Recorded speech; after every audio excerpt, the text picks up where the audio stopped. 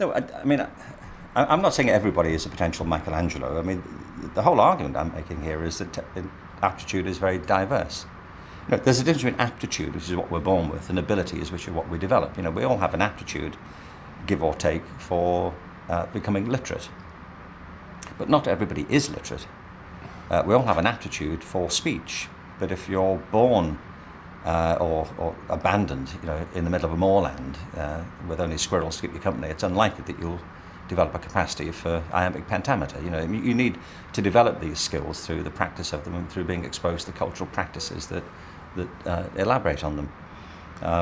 So we all have different aptitudes. I mean, that's the thing. There are some things I'm naturally good at, as you can see.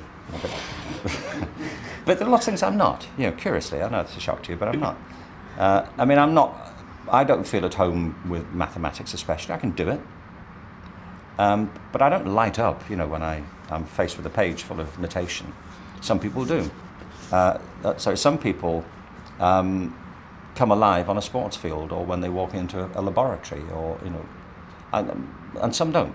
So aptitude's very varied, and it follows that there isn't a single measure of intelligence. That's really my point. That we have a profile of intelligences, and some people are tremendously have a tremendous natural aptitude for certain types of activity, and so if they apply a work ethic and a passion to that, they're just going to race ahead of you.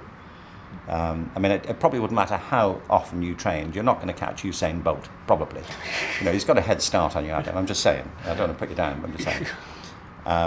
And that would be true maybe of people in other fields as well. You could probably achieve a great deal more than you know if you applied yourself. Where does that aptitude come from? But I think that's innate. When you factor in, when you allow for natural talent, then if you combine the other factors with it, commitment and passion, then there are some people who may have a full hand of really extraordinary aptitudes and an equal passion for all of them. And when we talk about Renaissance figures like Michelangelo or Da Vinci, then we talk about people who are kind of famously thought to have been excellent in a whole number of different fields because they brought that curiosity, the inquisitiveness and the passion and a sense of application to many different fields, and so they were distinguished across a big arc.